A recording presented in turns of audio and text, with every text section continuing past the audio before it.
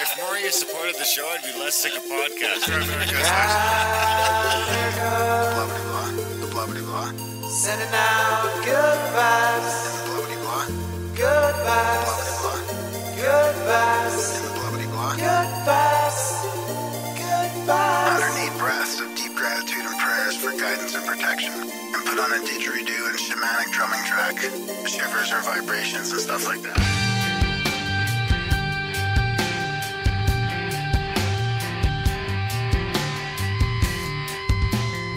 Grimerica.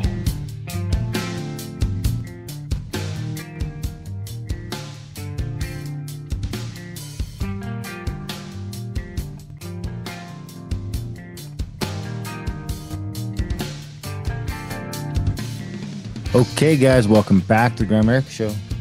Coming at you with episode 605. I think.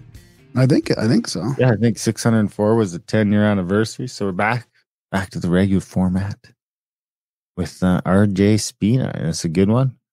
RJ's got a hell of a story. Yeah. And it was good. Speaking hell of a story, we got Graham. I finally got my car back Dunlop. Yeah. Because I think I was the last one to drive it. Yeah, you probably were, before you really blew it up, yeah. No, I don't want to blame you or anything like that, but for your shitty car. What are you gonna do?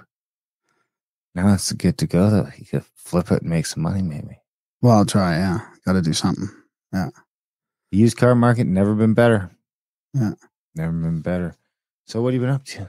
Well, I gotta mention this about RJ's show because it's a little bit. This is a different type of sort of healing episode. And he does have a different message. Skip right to it if you don't want to listen to our bullshit. Right now. Yeah, it's very interesting. And there's a timestamp in the show notes, so our lazy ramblings here at the beginning, the little introduction that we do, can be skipped. But it is definitely worth a listen. It was fascinating, and we're gonna have him back on when his next book comes out about manifestation, because I think he deals with the subconscious very, very well. Interesting. And it's kind of like, divinely inspired, divine intelligence. He's explored those realms. I just love that.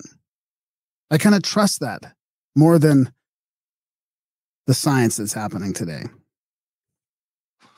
Well, that's not saying much. That's just me. It's a little suspect. It really seems to be a little suspect. Yeah. In almost all fucking directions. Yeah. I gotta say. But what are you gonna do? When you live in a shoe, move to a boot and get laced, I suppose. So you're back in hockey. That's exciting. Yeah, I'm playing tonight. I'm gonna go play tonight too. Yeah, it took me a while. This is the longest break I've had in hockey. Guess how long it's been? It's been 6 years. No. It's been 4 years. Jesus, dude. I don't know, 2.5, maybe 3. That's it. Wow. But I somehow lost all my gear, during the whole COVID thing and all that. I misplaced my gear somewhere. It's very strange. But it's my longest break in how many years? Oh, forever. Since you were 10, I bet. 47 years. Why you started playing when you're 3? 5. So, you got out of shape fast. Show before and after that and tell Scott Adams there's no such thing as a slippery slope. Just quit playing hockey. Bam. Yeah. Next thing you know, you're walking a cat on a leash. And I used to complaining about the kids in the neighborhood. I used to think that hockey didn't do enough for me, but it did a lot more for me than I expected. It's been tough getting back into it, dude. Oh man, I'm aching all over the place. But it took me a few games, and now I'm back into it. Especially ball hockey. Yeah, it's tough. It's just full sprinting and running. It's not easy, but it's been good. I got my timing back. Last game, I really got my timing back. So, well, that's good. I was pretty rusty. Never been that rusty before. Have you out of the house? Even from a selfish perspective, it's just good to have you in better shape. Exactly. Yeah. Well, that's exciting. The cold plunge is finally done. I'm setting it up. Probably fill it up with water tomorrow, I'm thinking. Tomorrow will be the water day. This is your freezer converted into a cold plunge bath for the outside?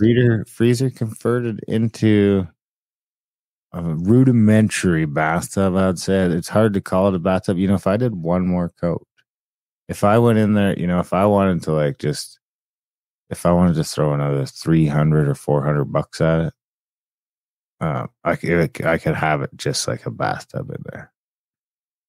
What's the difference between a lack of a last coat? Well, when you start, you're working with, I mean, even with all the wood and the 45s, you're just trying to convert not square, round things to round. And plus, this is the biggest fiberglass project I've ever undertaken. Yeah. I mean, I've done a lot of body work with fiberglass, stuff like that when I was younger, but I've never built a bathtub. So you put that new glaze on. So what you're saying, a new layer of glaze would make a big difference? Like that bathtub glaze? Well, you know what I'd do if I went in that? I would go and I'd like add a little more fiberglass cloth to the corners to really round them out and just resin it out. I'm not doing everything now, so it's not drying out. I could really be liberal with it. Yeah. But it's pretty good. I'm pretty happy with it. It's like a little bathtub that should get cold. That's fine. Nice. That's good. And then I got all the other gear. Like there's a little wand that you put in there that goes into that controls a plug. That'll kick in at whatever temperature I set it to. But actually, I'm hoping I can just kind of, because the freezer's got a pretty big dial on it. So I'm betting I can just find a sweet spot on the freezer so that it won't get super cold and freeze. You don't want it to freeze solid.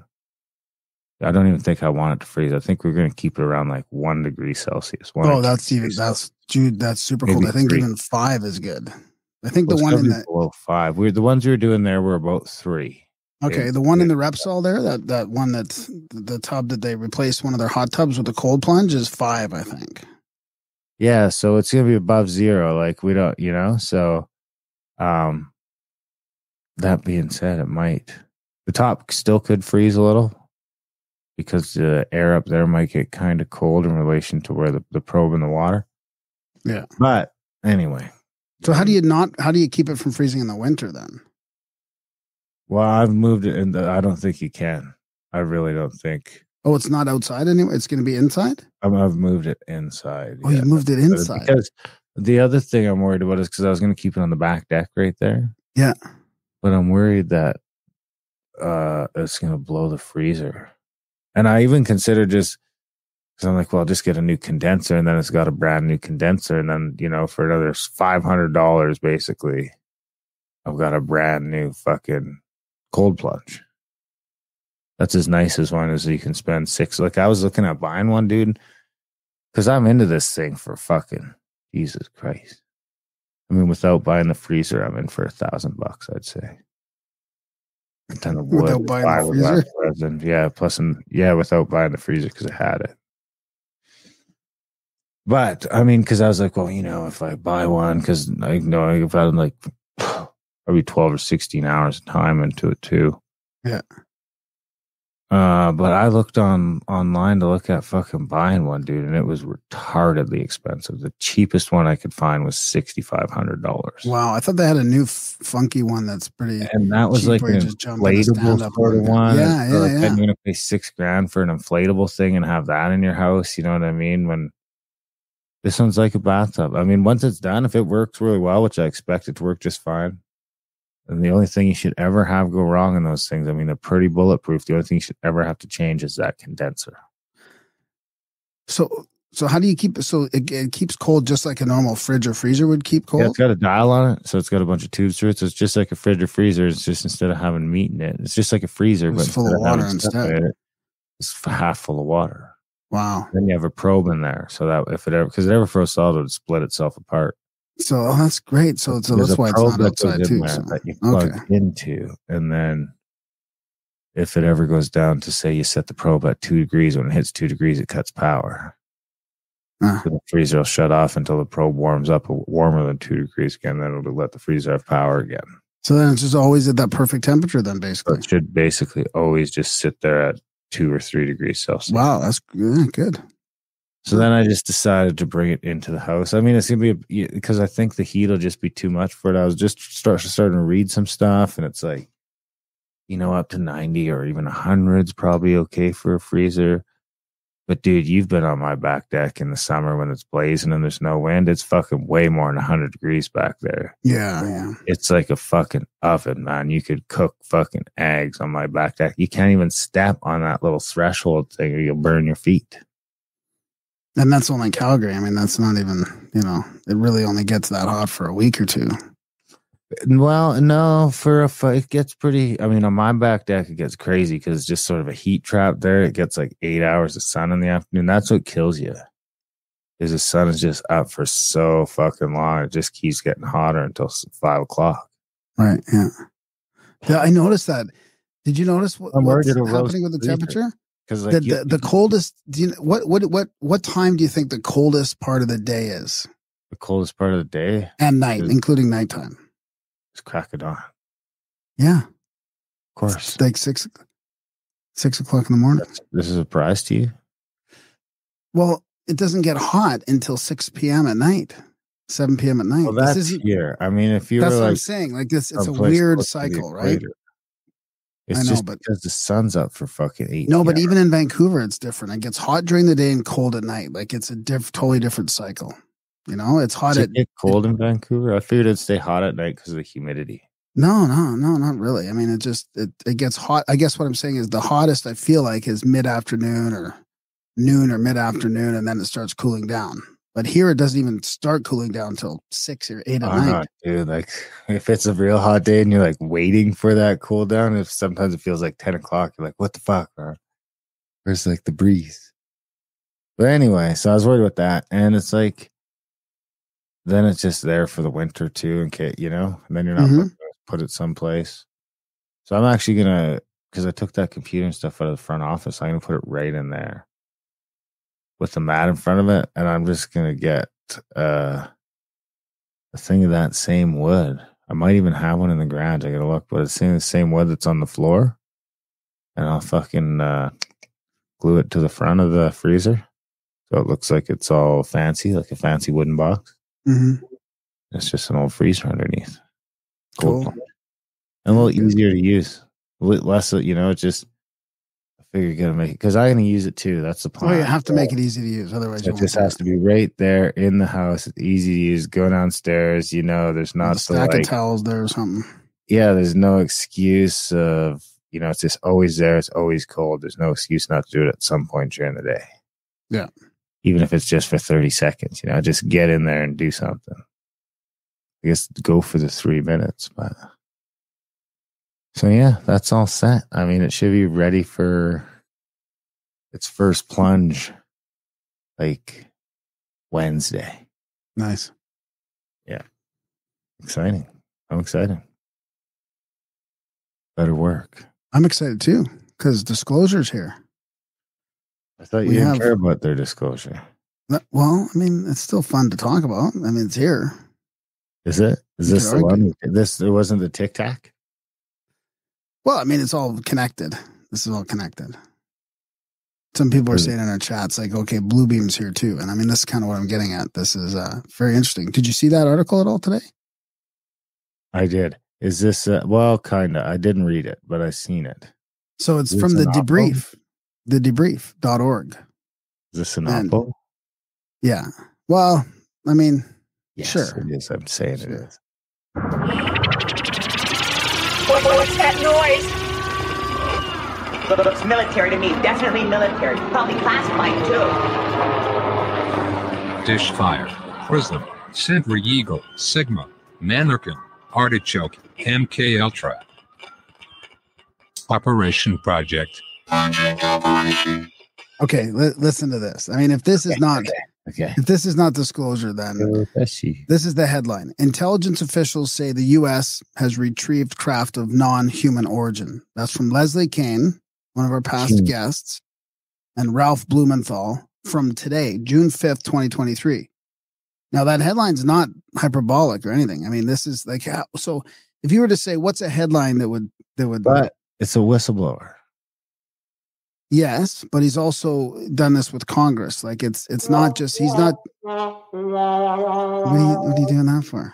I'm saying it's a that like a UFO jingle. No, he's already given all this to Congress as well, right? I guess, or whatever committee they've got going on, that UAP task force or whatever. Okay. Maybe it's wrong. I gotta be careful what I say. People miss this one.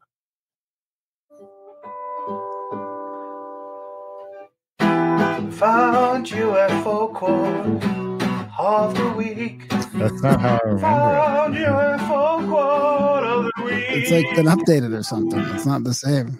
Found UFO quote of the week. It's not the one I was expecting.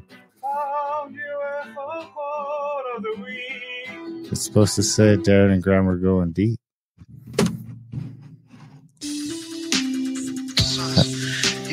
UFO quote of the week. UFO. How many quotes do we do? UFO. I guess it was. I forget sometimes that it was a part of the weekly show for like 5 years. Yeah, at least 5 years. I mean, I had a list of UFO quotes, like 5. Maybe there was. I think there was hundreds. But yeah. I'd like to know 700. Maybe. I want to find out which week. What show we quit doing the profound UFO quote of the week. Okay, I think I found it. Yeah, that's the one. It's the profound quote of the week. No, that's not it. That's just the profound quote of the week. I'm looking for the... Oh, right. Oh, I see what you mean. Yeah. Things to ponder and critique or whatever, remember? Right? That I'm not making that up. That was the one that you just played. That was that one. No. The one I just played was just the... Here it is. Profound UFO quote of the week. No? I do like that one too. That's good memory. Darren and Here it is. Graham going deep. It's the profound UFO quote of the week. That's my favorite one. Wonder and critique. It's a profound UFO quote of the week. Good memories. That's awesome. I went through a huge document full of quotes through hundreds 5 or 6 years, maybe every week. I was so sick of it by the end because they weren't profound anymore. They were just like... I kind of cherry picked them. So most of the profound ones were in the first couple of years. Anyways, I mean, with a headline like that, how can you say, disclosure hasn't happened really, right? I mean, it's just intelligence officials. Because the era of news is over. So I don't know what to, and maybe it never existed. But I don't feel like there's any journalists that I trust anymore. Well, okay. How about this guy? Micah Hanks. He is the founder of The Debrief. One of the founders, and he's the editor-in-chief of this. So he contributed to this article, Darren. So, I mean, I remember pre-woke Micah Hanks. I trust Micah for this kind of stuff. I mean, I trust him for everything except, I just don't, Would you trust him with your kids? What the fuck kind of question is that? Well, I mean, no, I don't know I just don't follow his regular show and all that. I'm just kidding. I love Micah, but I just heard he's gone woke. Well, I heard he has a bit too, but I mean, I don't have a lot of evidence to talk about, but that's okay. So a former intelligence official turned whistleblower has given Congress and the intelligence community Inspector General extensive classified information about deeply covert programs that he says possesses retrieved intact and partially intact craft of non-human origin. So the information, he says, has been illegally withheld from Congress, and he's filed a complaint alleging that he suffered illegal retaliation for his confidential disclosures, reported here for the first time. So other intelligence officials, now this was so, like, when this was going around this morning, you couldn't even get on the debrief. It took like 15 minutes for the article to load. So I think they got pretty much bombed with a bunch of traffic. Other intelligence officials, both active and retired, with knowledge of these programs through their work in various agencies, have independently proved similar, corroborating information both on and off the record.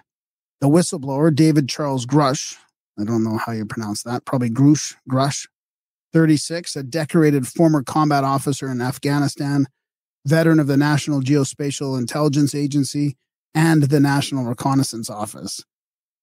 He served as the Reconnaissance Office's representative to the Unidentified Aerial Phenomena Task Force from 2019 to 2021.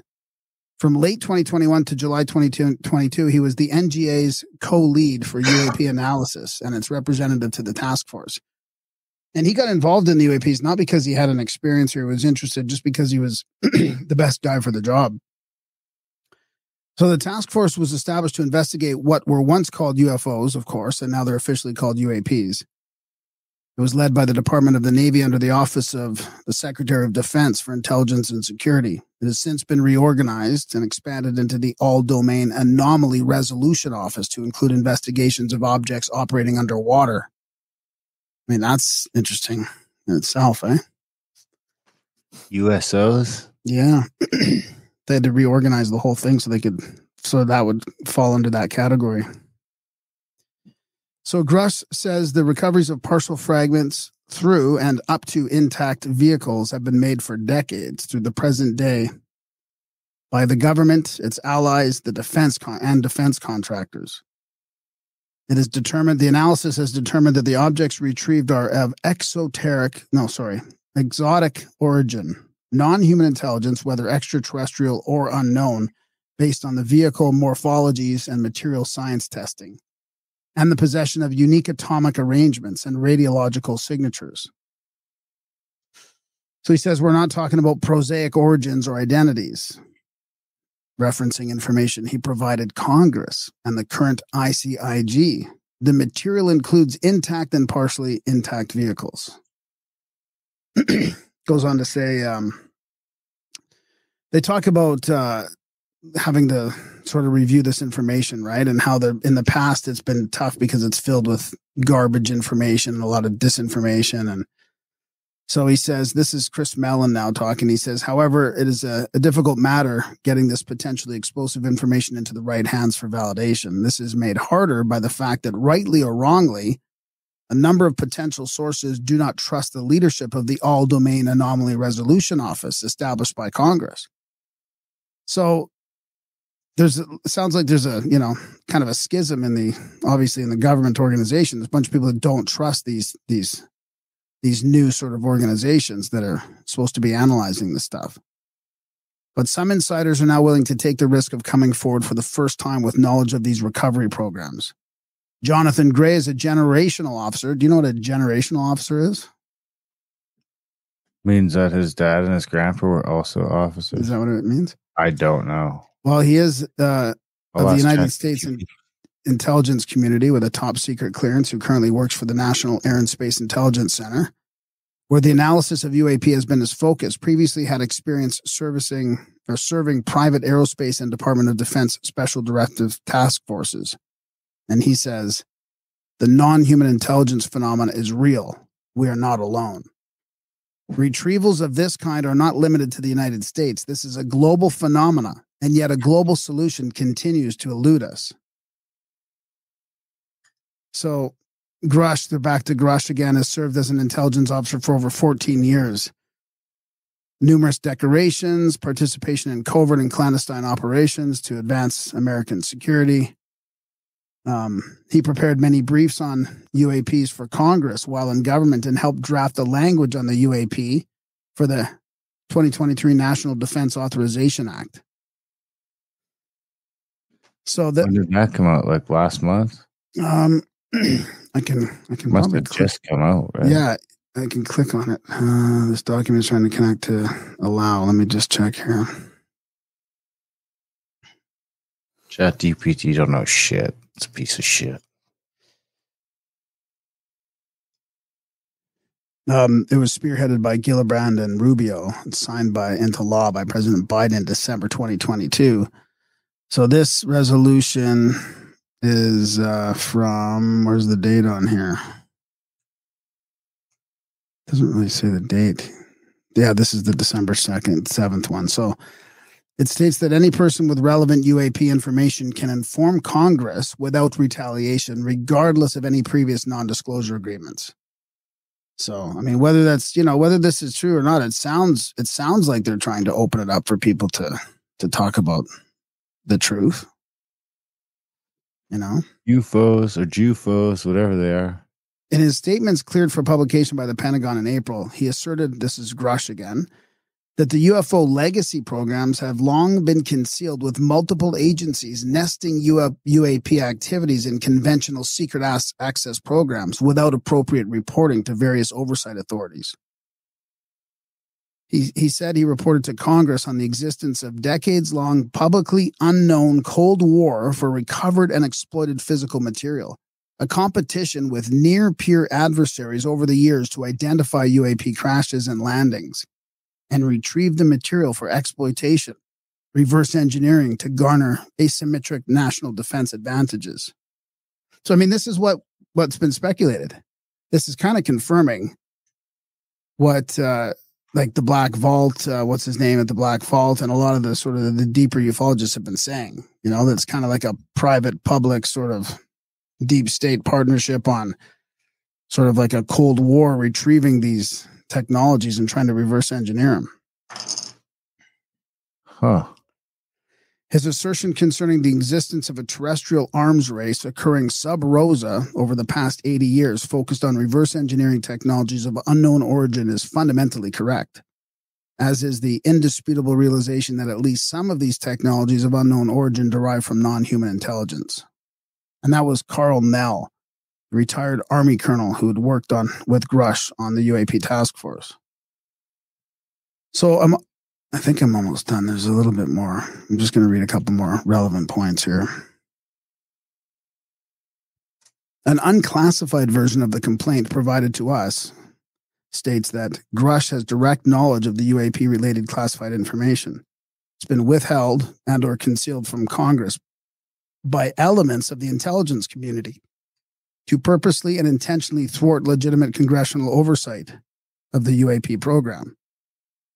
So, I mean, it seems like they're talking about the infighting of disclosure, really. People want to keep it for themselves and people want it to come out. They can see how this is sort of illegally being kept secret. When you have multiple agencies nesting UAP activities in conventional SAP, CAP programs, both as recipients of exploitation, related insights for operational reasons, without appropriate reporting to various oversight authorities, you have a problem. So he's referencing the special access programs and the controlled access programs. We should have Mike on the show. We should. That would be fun. Hey, you should text him. So he does say, Jonathan Gray does say secrets have been necessary, though a tough nut to crack. A potential technological advancement may be gleaned from non-human intelligence and UAP retrievals by any sufficiently advanced nation and then used to wage asymmetrical warfare. So therefore, some secrecy must remain. However, it is no longer necessary to continue to deny that these advanced technologies derived from non-human intelligence exist at all, or to deny that these technologies have landed, crashed, or fallen into the hands of human beings. So there we go. It's here. You remember where you were on this day, if I ask you? Yep. Same place that I was at. Podcasting. Well, there you have it. I mean, let us know what you think. Have we been disclosed or not? I would argue not. I mean, when it's on CNN, then I'll say they're trying to disclose. Oh my God. Yeah, but I'm not saying that that's when I'll believe it. I still don't believe it. I won't believe it then either. But that's when they'll be like after it. The Tic Tac was on CNN, wasn't it? Well, Leslie Kean was the one that came out in 2017 with, I don't know if Blumenthal was there or not, but I mean, that was the original story, right? Now, this is interesting because he's not just coming to back on the show. Yeah. He's not sure. He's not just coming to them, Mike and these guys saying, okay, publish my whistleblowing. Like he's already been through the government UAP thing, right? And now he's coming out. So that this matches what they have in the government officials, you know, in the official process. That's why it's quite fascinating. All right. So June 5th, 2023, 65223-2023 is Disclosure Day. There you have it. Let us know. Support the show. Grimericans.ca/support. If you enjoy our lazy ramblings or our interviews with some of the fabulous minds from around the world, this one is no exception. Head over to Grimericans.ca/support today and let us know what it's worth to you. Is it worth $1 a show or $2 a show or $8 a show? You decide. Grimericans.ca/support. You can make a one-time donation and sign up for a monthly. Whatever you want to do. There's PayPal, there's Stripe, there's, you know, any way you want to support the show, we'll find a way to make it happen. But do sign up if you are getting some value from our little podcast. It's not a free show. It is value for value. So we put it out there hoping that it does get value to you. You'll send some value back our way. It's the only way we can eat.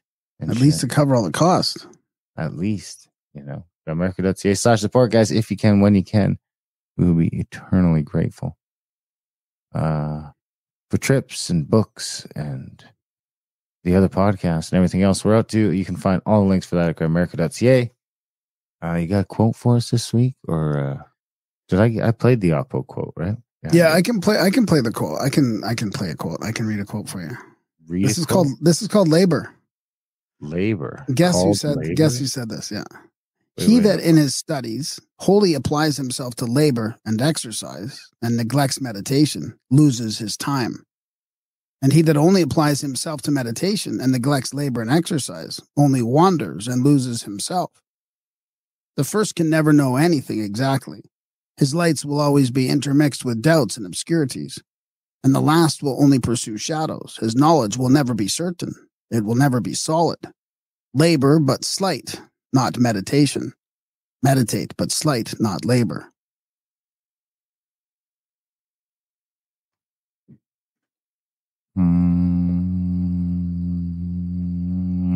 Let's go with Eckhart Tolle. No. Close. Confucius. That's a lot for Confucius. And isn't supposed to start with Confucius says. All right, guys. Hope you enjoyed our lazy ramblings. Oh, you got a bio for RJ Spina. So he became permanently paralyzed from the chest down, requiring emergency life-saving surgery. He was deathly ill with a rare staph infection that compressed his spinal cord. He was diagnosed with, I'll try to say all this, it's tough pronunciations. Type 1 diabetes, hypothyroidism, autoimmune disease, autonomic dyslexia, and suffered from life-threatening complications due to his catastrophic spinal injury. His body was destroyed and beyond repair. He spent nearly 3 months in a hospital rehab facility being inundated with antibiotics, drugs, painkillers, and rudimentary physical therapy. He was given zero chance of ever walking again and was told he would need medications for the rest of his life. Today, he's no longer paralyzed. In fact, within the first 100 days after emergency surgery, he walked unassisted, just as he predicted in the ICU. His diagnosed illnesses and diseases have been resolved. Even the mystery lethal injection that months of power antibiotics could not cure. How did he do this? And I'll leave that for the show. I am your holy brother, RJ.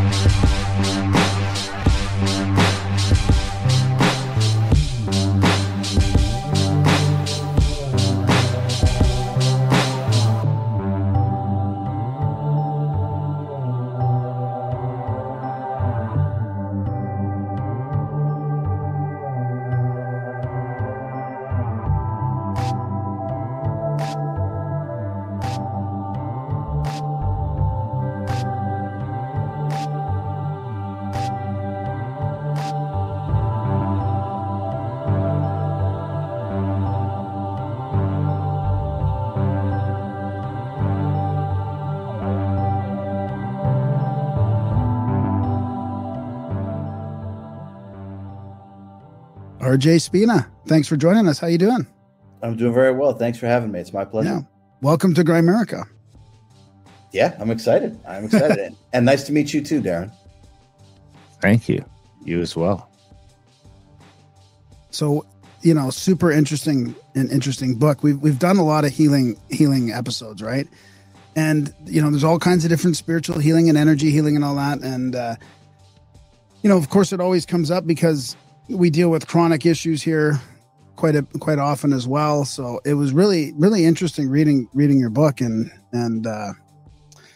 trying to imagine who would this work for? Who would this step work for? So, I mean, I think it's really important, I guess, to start with your own story and that's a pretty important part of it, right? About how you managed to heal yourself. Yeah. That's probably a good place to start. I would say that, and anyone who's heard me give interviews, I'll try to spice it up a little bit. But when I was a little kid, I used to leave my body what we call astral projection. So I would do that quite naturally and without an effort, and it was something that I would do all the time. And for me, it was normal, and until I told my mom that I do this all day long, I didn't realize that it wasn't universal.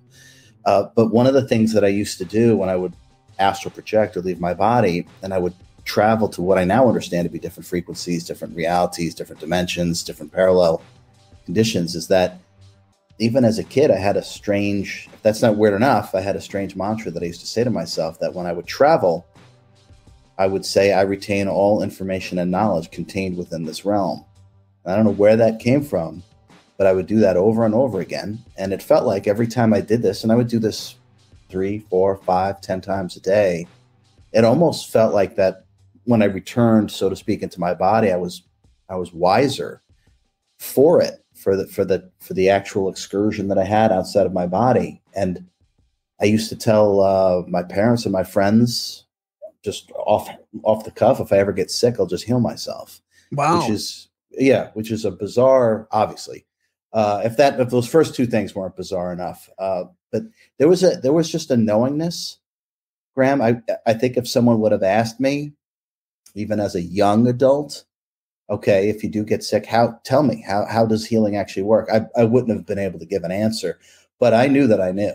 I absolutely knew that I knew. I could feel it in my bones that I know how healing actually works. And we could fast forward.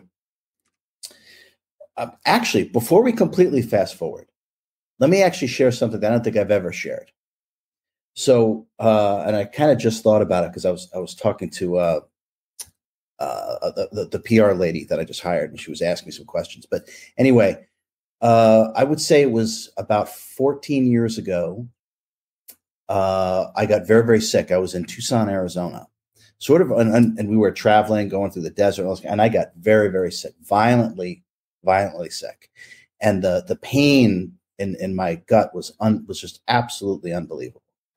So I had thought that I'd gotten really bad food poisoning, just terrible food poisoning.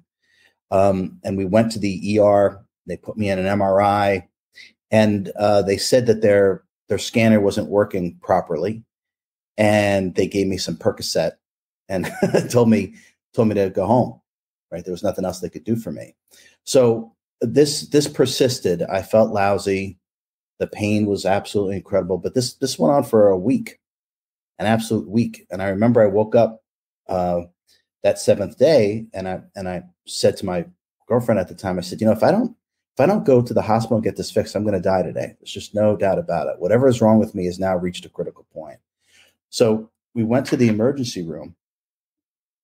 Now that we were back, we were no longer in Tucson. We're back in San Diego, California. We had come back, and their MRI machine was working. So when they gave me the MRI, they immediately said, "Mr. Spina, we're going to rush you to the hospital, into the surgery."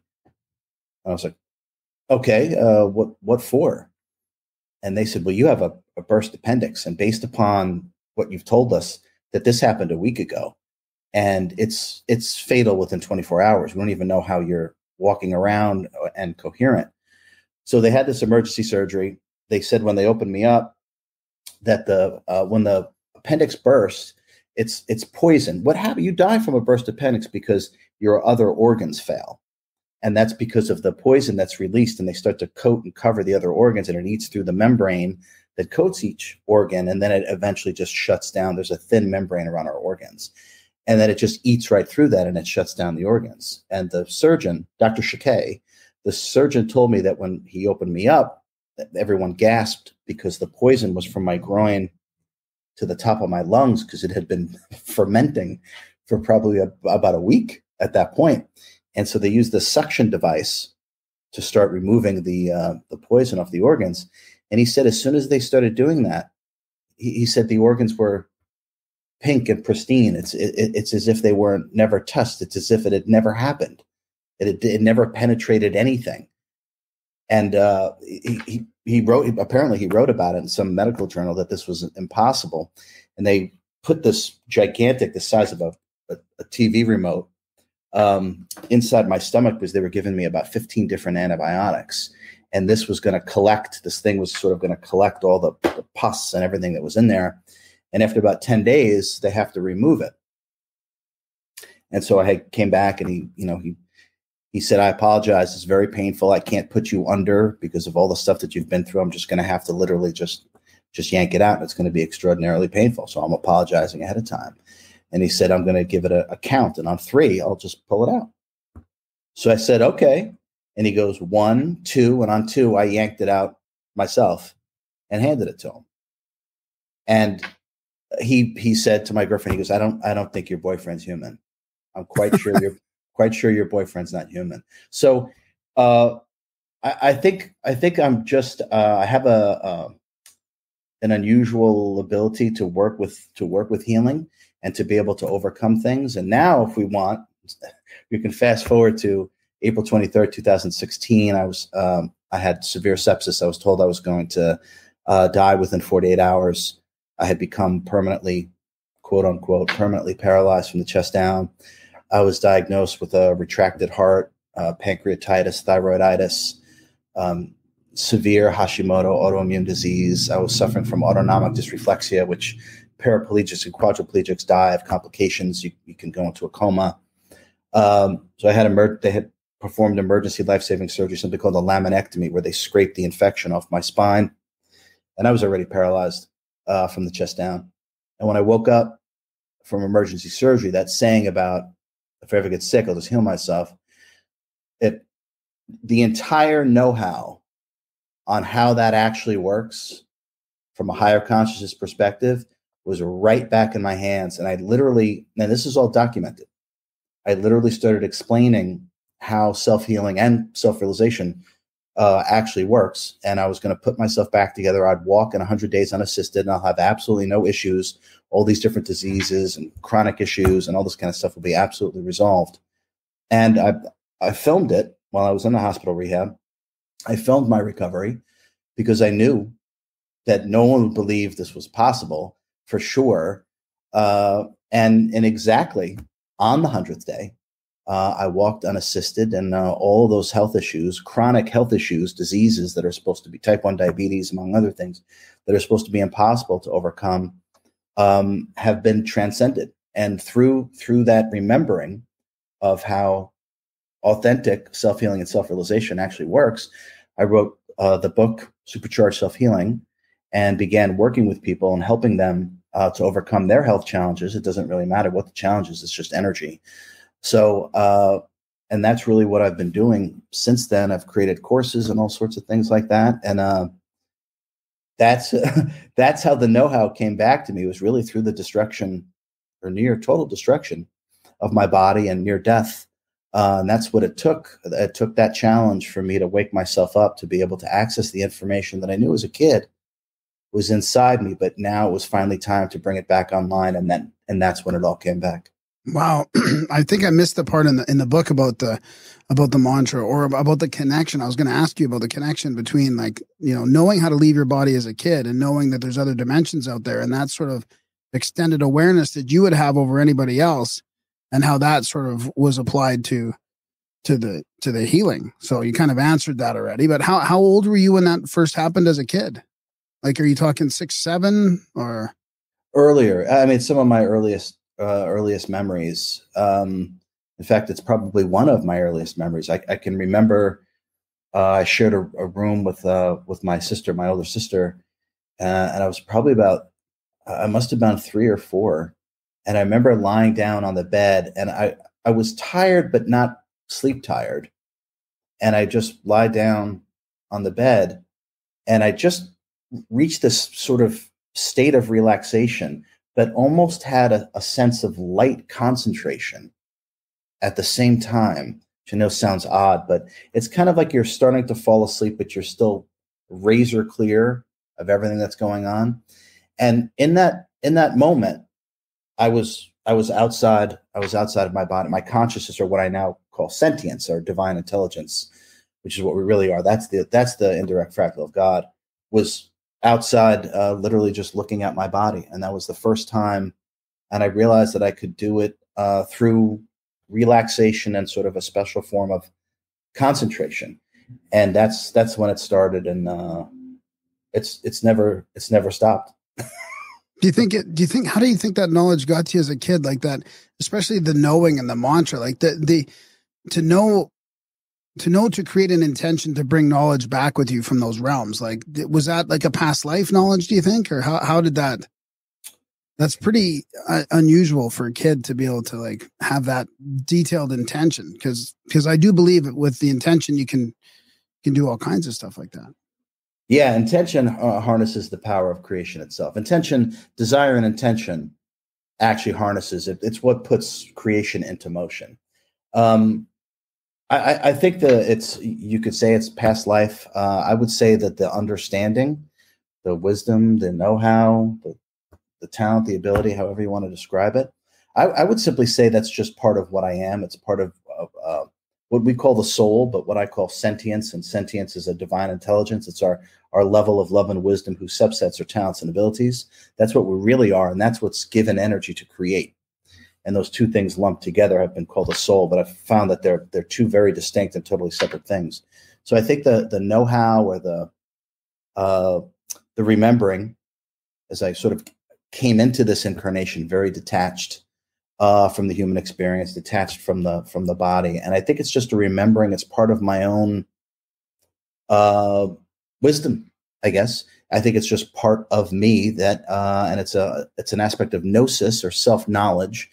And that immortal self is what we always are. And we carry that from lifetime to lifetime. And I also, just to add to that, I think that once you're able to work in a certain way with yourself in any incarnation, I think you can draw upon it almost like a muscle memory.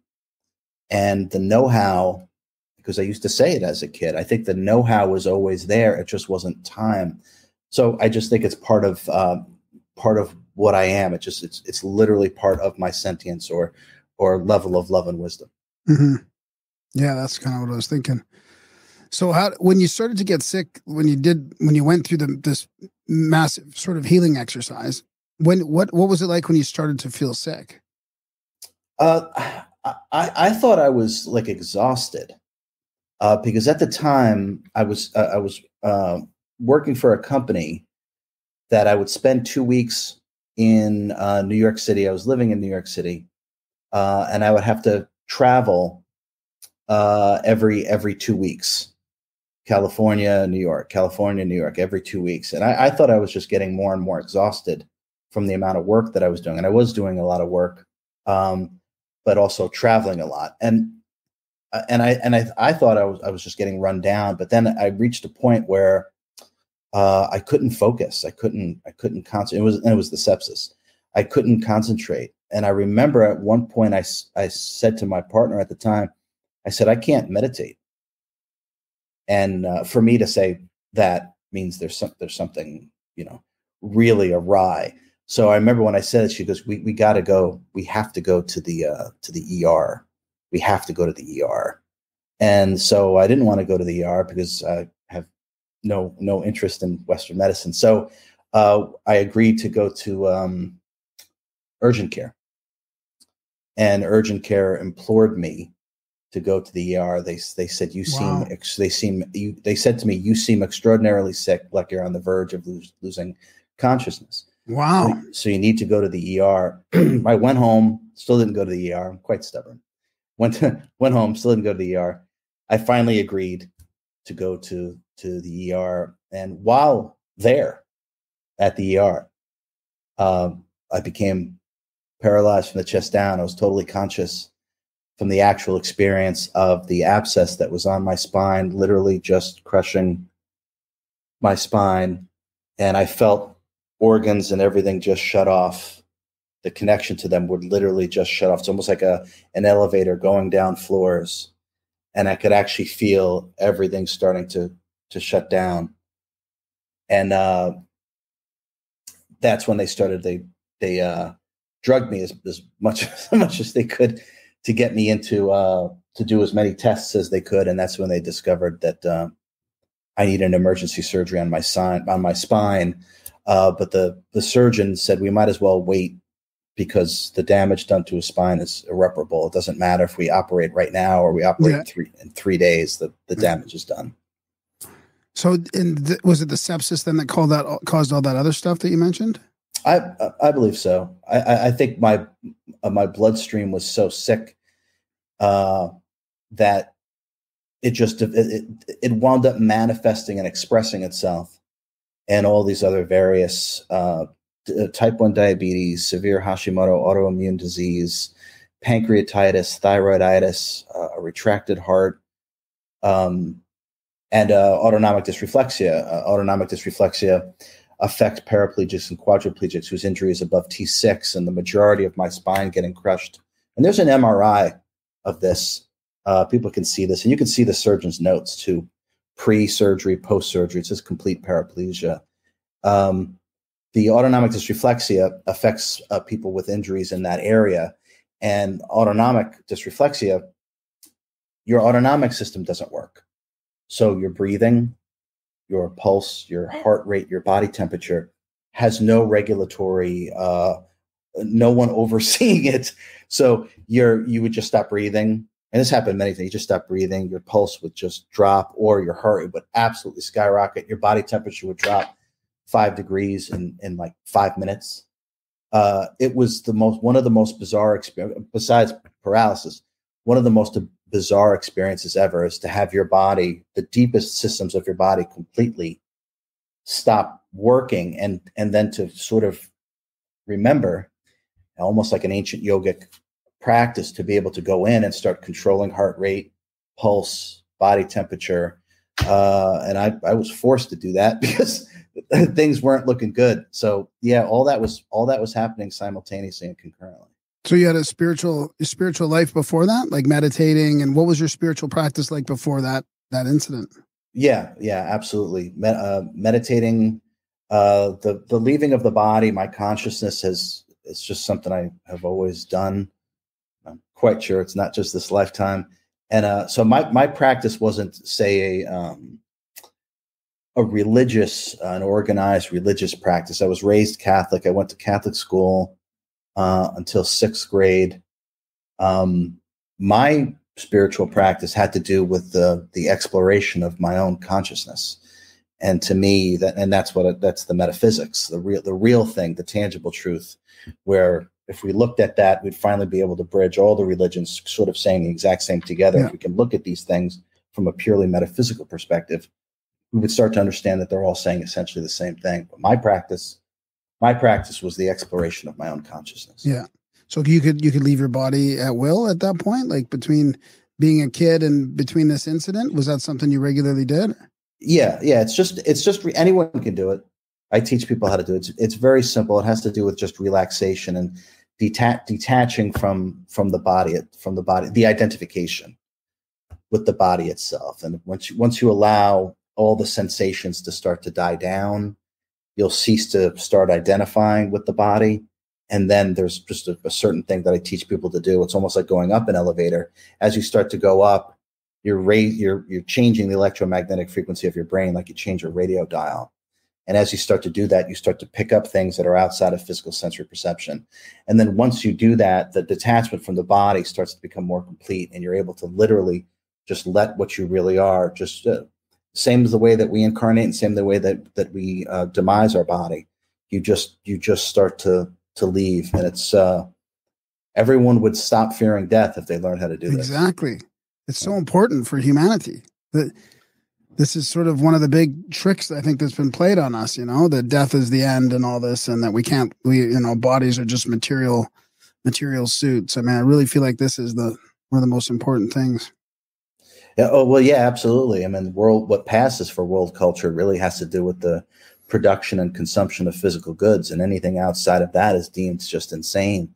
But that's a way to keep human consciousness trapped within the lower frequencies of the physical universe, and therefore easily manipulated, subjugated, and controlled. Yeah. Darren, do you got any questions before we get into the depth of this?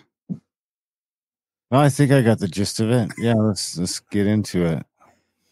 So what was it like then? It seemed like the difference between your story and all the other kind of healing stuff we've talked about is you sort of had this intense intention and confidence that you were going to do it. Like you wouldn't let any kind of negative thoughts or obstruction happen.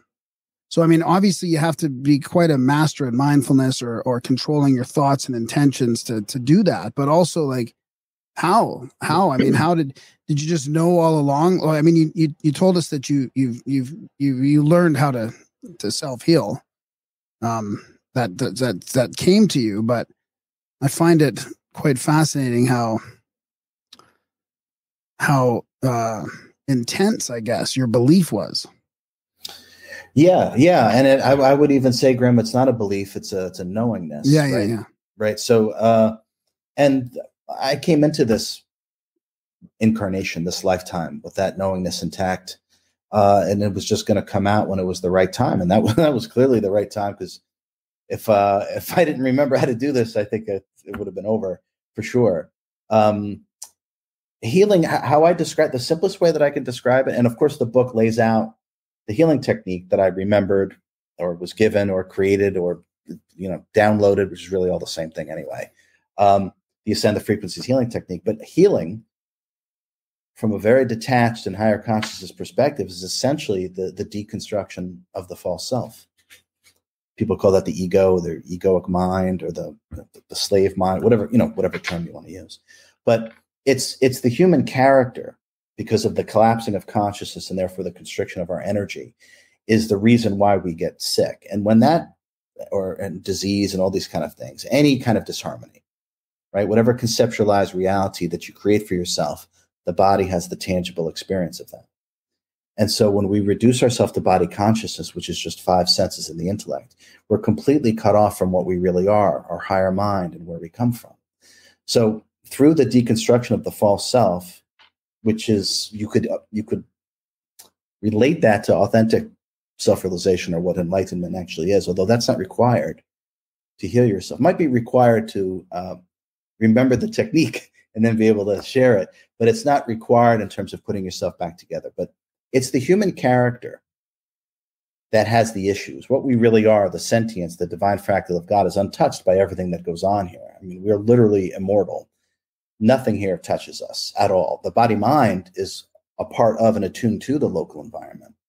The body-mind is greatly affected by what goes on here.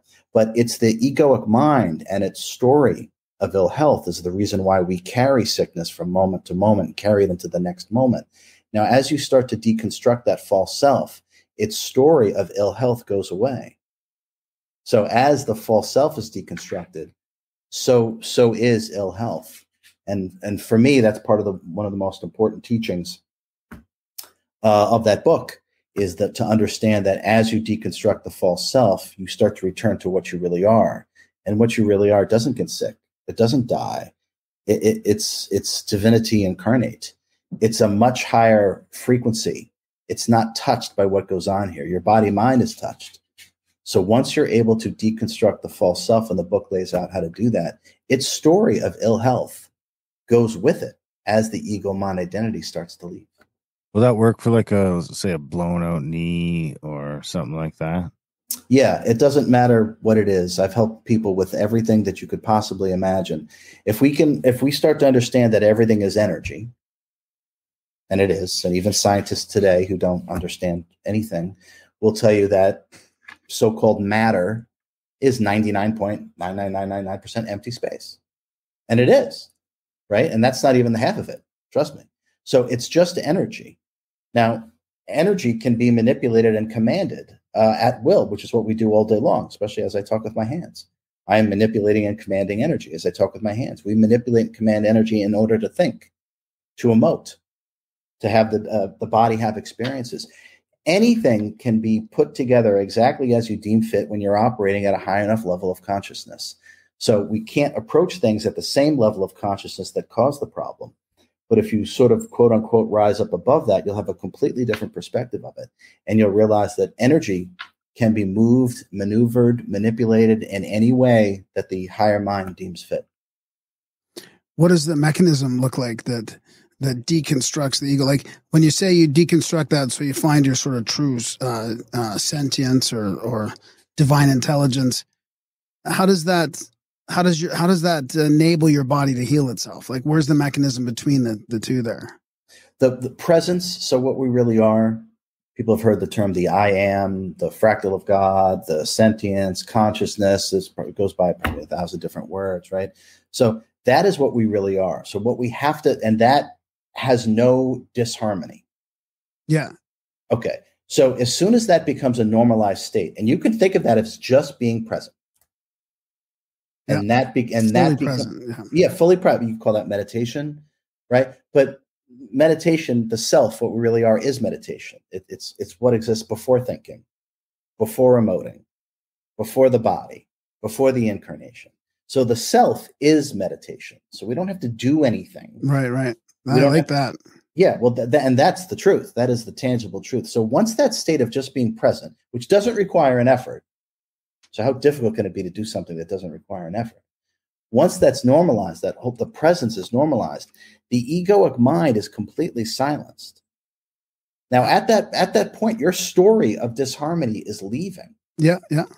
And so then it's just a matter of following the steps in the Ascended Frequencies healing technique about how to command higher frequency energy and channel it right into your so-called physical body. And higher frequency energy heals and harmonizes lower frequency disharmony. So then it goes where it needs to go, or you can actually, you put it where it needs to go, and then it just starts to heal itself? Literally, yeah. And you can think of it as the power of desire and intention. Yeah. From a higher state of consciousness is what makes it powerful. Yeah. Does that work for like manifesting too? Like healing and all that is all connected? It does, man. I'm just about to teach a course on manifestation. It does. The issue with absolutely, Darren. The issue with manifesting, though, is that we are emanating a frequency from our subconscious mind. The subconscious mind accounts for 95% of reality creation. The thinking mind has very little effect upon reality, upon the reality that we create. And I don't think most human beings know that. So because we have all these built-in, brainwashed into us limitations, scarcity, lack through a subject-object paradigm, we are emanating a frequency of scarcity and limitation. Now, instead of this is why it's difficult for people to manifest. They don't realize that. And there hasn't been a robust and repeatable process to decondition the subconscious mind. I have a book that comes out in August that is literally how to do that, a step-by-step process to deprogram the subconscious mind. Now, that's the first thing that has to take place, because you can think of the frequency or the emanation of the conditioned, brainwashed, traumatized subconscious mind as a very specific frequency, or like a song playing on a radio. It's very specific. Now, if that's all about lack, limitation, scarcity, the universe will simply have to mirror that, because that's the only thing it can do.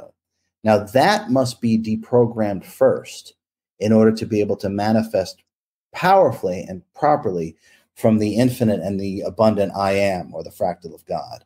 So that's why most, really all of them, from my perspective, the manifestation techniques don't work, because that's not addressed. That has to be addressed first, because if that emanation is still going on and then we tack on mantras and affirmations, it's like we're playing two songs at the same time. And those are the emanations that are reverberating out into the universe. The universe can't dance to two. I don't know anybody that can dance to two songs at the same time. And that's why we get such mixed, poor results.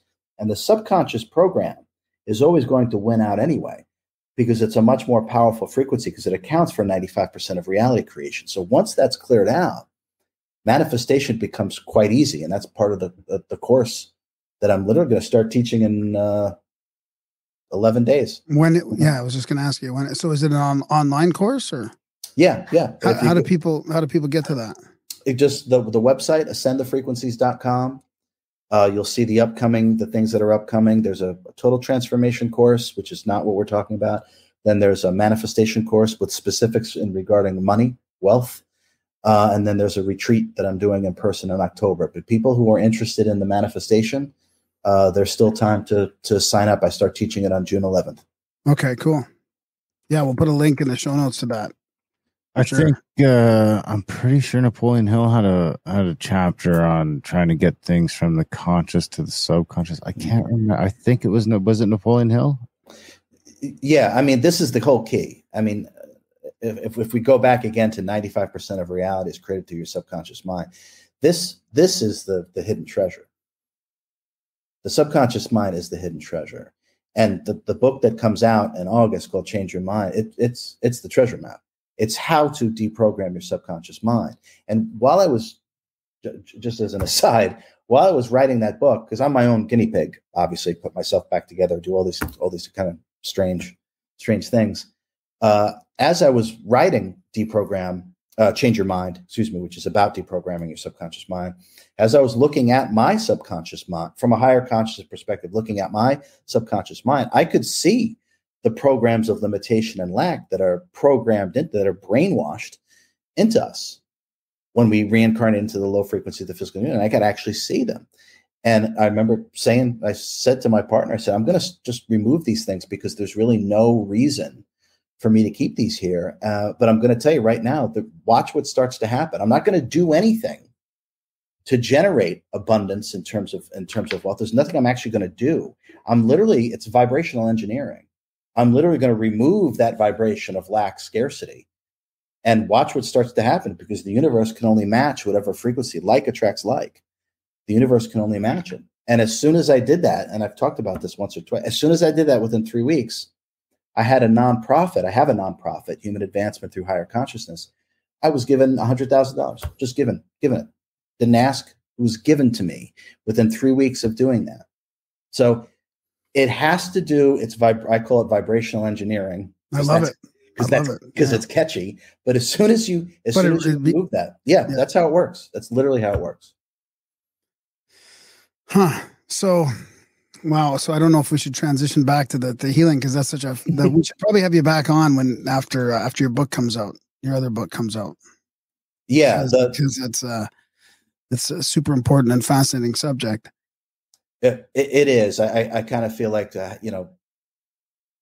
Supercharged Self-Healing shows you how to overcome any mental, emotional, physical, or all the above health challenge that you have. It doesn't matter what it is.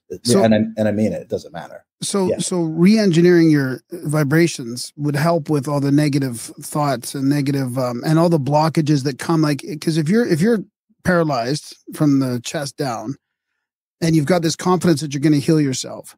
Like, if I was in that position, I might have the sense like, yeah, I can heal this. But I mean, I would also have this like ongoing struggle in my mind of these negative thoughts coming in, and doubts and worries. And you seem to just be able to just like that, what they weren't even there, or you weren't allowing them in at all. So I guess that seems to me partly like mindfulness practice, and partly, I guess, the re-engineering of the vibrations to sort of clear your subconscious. Yeah, absolutely. For what I say, for thoughts to land. Yeah, that's a good way to put it. Yeah, it means the ego mind identity must already be present. Okay. So the false character, yeah, right? I'm a this, I'm a that, blah, blah, whatever it is. The false character is already operating, and that's the only way a thought can land. Now, once we get masterful at being present, you never think. Yeah, and there is no negative thoughts there because you're super present. Yeah, there's no thought. There's absolutely none. Now, what starts to happen in that state is a knowingness. All your inherent wisdom, this timeless wisdom that we have accrued through eons and eons of time, literally start to come back online, and you taste it through your own intuition. And the knowingness returns. And people are freaked out when I say about not thinking. And I, as ridiculous as it sounds, I don't think. I mean, I really don't think. I don't sit and think. I haven't done it, and can't remember how long.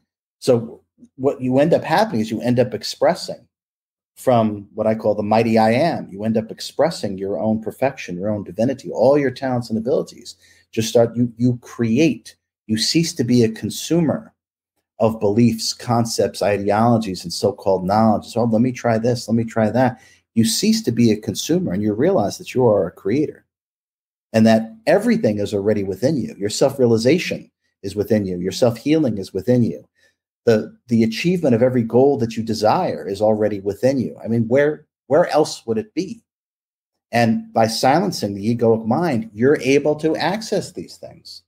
And it's really as simple as mastering being present. That's why I teach these things that I call instantaneous meditation magic tricks, because they're really magic, and I mean it. They're magic, and they bring you to meditation, to clarity in 1 single second without any effort. And that's really the key. That's where we want to build from. It's from that state of being. Yeah. What's the difference between that and just like being radically authentic, sort of? Being your true self and being radically authentic are probably... Yeah, but... You're talking about the present? You're talking about being present, Darren? Fill in with the present? I guess it's like, because you got to do some thinking sometimes, right? Well, I understand. So from a very detached perspective, Darren, what I would say is that when you're really in tune with who you really are, okay, the I am, the true self, your soul, whatever word you want to use, when you're really in tune to that, okay, what we really want to do is express that. Okay, that's just natural. We're creator beings. We feel most like ourselves when we're creating, right? So what's going to happen is when you're really in tune to that, the desire and intention of what you really are is going to start to come online. Now, once you're attuned to that, I'll give you the context.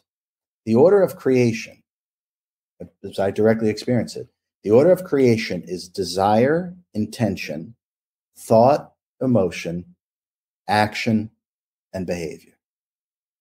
Okay, that is literally directly what I experience. That's how creation happens. Desire, intention, thought, emotion, action, and behavior. And in that order. And it's descending frequentially in frequency. So when we're present, this radical, as what you were talking about before, when you're attuned to yourself, your desire and intention is to express yourself. And when that unification, desire, intention, and your true self has actually occurred, true unification, the only thing you can think about is your true desire and intention, because it comes down like a slinky coming down the stairs in frequency. So when you have unified desire and intention with the radical self, the only thing you can think about is the expression of the desire and self. And so then you're not fighting your thoughts, fighting your emotions, or developing unhealthy actions or unhealthy habits, because they're all a derivative and born of your highest desire and intention of the radical nature of the true self, which is totally unique. So at that point, you don't struggle with doubt. You don't struggle with thinking. You don't question whether you're going to be able to do it. Everything is in complete alignment. So I actually think that's a brilliant question, because I think they're directly related to one another, and you can't have one without the other. Literally. If you're in that state, you're kind of cleaning that whole beginning of the process. The beginning of the process is purified. You got it in a way. Like it's not stuck with you're not stuck with a bunch of self-doubts and a bunch of stuff like that in there. You're coming to the desire, the important part of that beginning at the higher frequency from a true point. Yeah, that's the key to all transcendent creation. That's the key to living the greatest life. To any measure of success, no matter how you quantify success, is to be. Yeah, go ahead, yeah. No, because people kind of, like Darren, I think, was not quite going there, but a lot of people just say, well, what about, you have to plan, you have to schedule stuff, you have to think, you have to look through but I think what you're saying is you can still do all that stuff, but you're just doing it from the moment and not sort of letting intrusive thoughts come in, and you're more focused on the task at hand kind of thing. Would that be fair to say? Yeah. I mean, I used to say this. I stopped saying it. I'll say it tonight. I used to say it because it used to freak people out. I used to literally say planning is for cowards. And people would look at me like I was nuts and get offended. The ego mind would get offended. There's a lot of truth in that statement. So when you trust your own mind, you don't need to plan anything. Okay, so it just flows. Now we all know what this is. Now most of us do not have a frame of reference for going through long years, decades of lifetimes without really thinking. We don't really have a frame of reference for that. So we assume that we can't operate without thinking.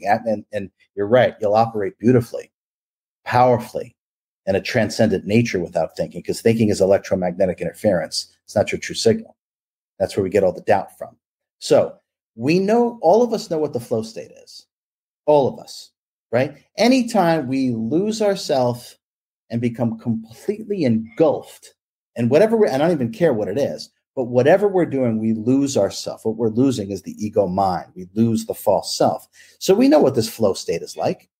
Are we thinking when we're doing this? Is there any thought whatsoever when we're in the flow? Nope. Now, so just imagine just maintaining that. That's all.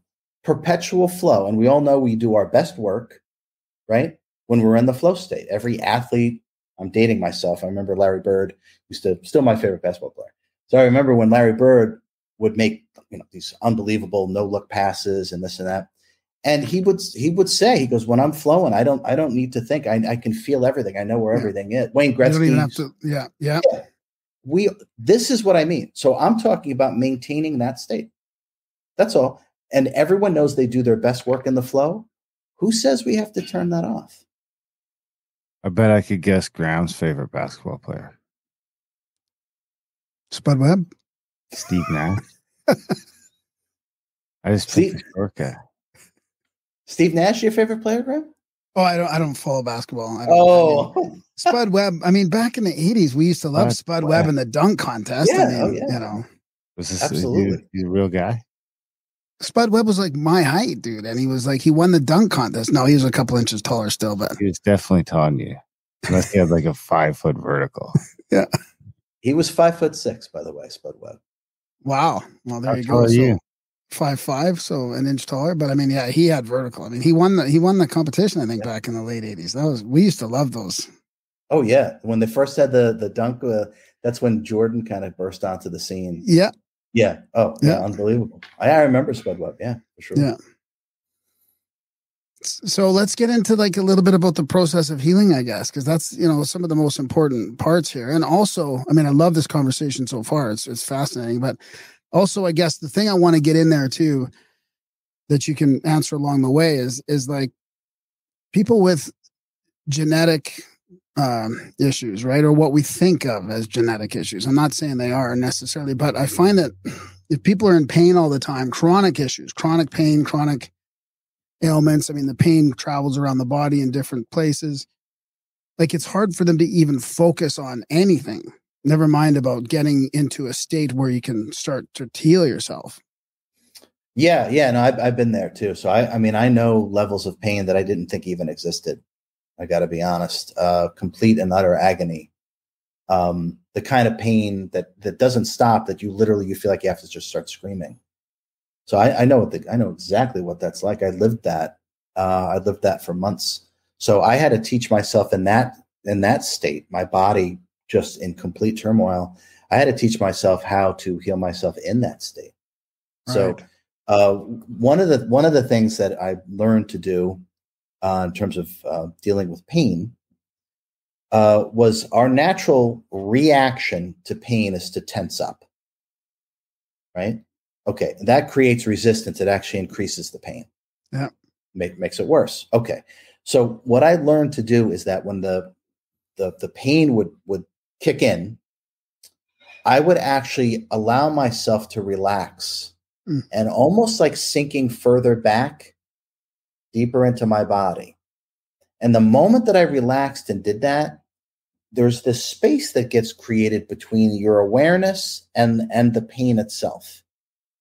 There's this space, and in that space is where we can actually start to work. And as soon as you start to create a little space by relaxing, the pain immediately starts to diminish. And as soon as you realize that you actually have control over the pain in that way, people are so enthused and the confidence level goes off the charts when they realize they're not a victim to the pain. They can actually do something about it. And that very simple technique of, instead of tensing up, to actually relax and imagine that you're falling deeper and deeper within your body and that the body is almost in front of you. And as soon as you do that, you get that space, you're going to realize that you actually have some control over the pain. And I promise you, anyone who actually starts to master the things that I talk about, not only can you diminish pain, you could make it stop completely. And I mean it. And I'm talking about the worst pain imaginable, because I've been there. But you can actually, when you work with yourself properly, you can actually have complete command over it. So would you, to help you relax, would you get into a low exhale breath kind of thing? Some breathing techniques or anything like that?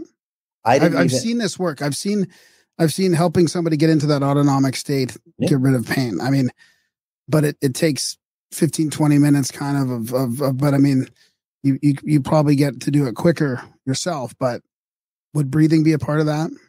It can be used. Breath can be used without a doubt. I didn't utilize any of that. For me, it was just directly with my state of being or state of consciousness or frequency or vibration. And one way that we stop everything, where everything stops, where we have instantaneous meditation, all you have to do is pretend that you just arrived here. No past, no future. That's that 1 second thing you're talking about? Yeah. Go ahead and do it right now. Tell me if you can even think. Yeah, I did. Yeah, just getting right into the moment without 10 breaths or whatever. Just get in there. Not needed, because it's the truth, and the truth doesn't require your participation. Lies do. So thinking is past, future, past, future, past, future, and that's what causes suffering. It creates the delusion of knowledge and the illusion of time, which then locks consciousness into the low frequencies. What we're doing is we're activating the higher mind, which has absolutely no limitation. Once the higher mind is activated, you can unparalyze yourself, overcome anything. But when you're locked in the lower consciousness, you cannot. But it's one of the simplest things in the world, these magic tricks. All you have to do is pretend that you just arrived here. No past, no future. Can you get into the more of the healing process that you went through and how that relates to the 7 steps in your book? Yeah. The one that I go to all the time for people, in the beginning of the book, I talk about the things that you can do to deconstruct the false self, the egoic mind, right? And that has to do with being able to be present. The thinking stops. And once the thinking stops, the character starts to lose sway. The allure of that character starts to lessen by simply being present. So the book outlines how to do that. Very simple ways, just like pretend you just arrived in a past. So eventually you have such control over the mind that you can effortlessly be present. Now that's the starting line. So now the story of ill health has stopped. You're not telling yourself the story of how sick you are. I'm so sick. Whatever it is. That's stopped now. And one of the most important things to understand is that whatever conceptualized reality that we create for ourselves, the body has the tangible experience of that. That is the mind-body connection in one sentence. So when the story stops, I'm so sick, whatever it is, when that stops, right, the body starts to have the tangible experience of that because you're not spelling yourself into this ill health. Now, from there, the Ascend the Frequencies healing technique shows you how to command powerful energy, the higher desire and intention from higher states of consciousness. And once you start to command that energy, that higher frequency energy, and you actually bring that into you through your crown chakra, and it's tangible when you do it, you feel it. People are like, this is unbelievable. It's tingling because you're literally sending electricity through you. Potent, powerful, high frequency energy.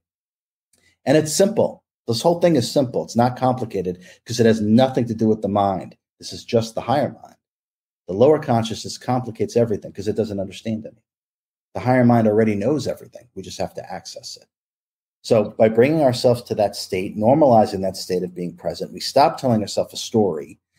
The sickness and disease is no longer ramping up anymore. We're actually putting it on pause. And once you put it on pause, now you have some kind of control, and now you can start doing things to enhance the self-repair, self-healing mechanism that the body is already designed with. We never give the body a chance to run its self-repair and self-healing mechanism because we're constantly adding information to it because we don't trust our own healing. We get a cut, it scabs over. New cells are being produced over and over all the time. We never even give ourselves the opportunity to heal. We've been convinced through the medicalization of health that your health lies outside of you. It's one of the biggest lies ever told. There's nothing outside of you. Everything is happening within your own consciousness. Everything is. The whole thing. You don't lack anything. You are a fractal of God. And last I talked to God, he's not missing anything or lacking anything. Neither are you. So when we start to work in this way, it doesn't matter what the problem is. The channeling intelligent energy is one of the most potent and powerful ways to put ourselves back together that anyone could ever do. And that's just one step of the 7 in the Ascended Frequencies healing technique. And you started to create that space for yourself then to start moving, literally practicing to move your legs, to do all that. Like how did that incorporate into the physical healing that you went through? So when paralysis, you can't, I know this is obvious, but when you're paralyzed, you can't move or feel anything, right? And by the way, what it's like, do you ever get buried in the sand, like to your neck up? No. Okay.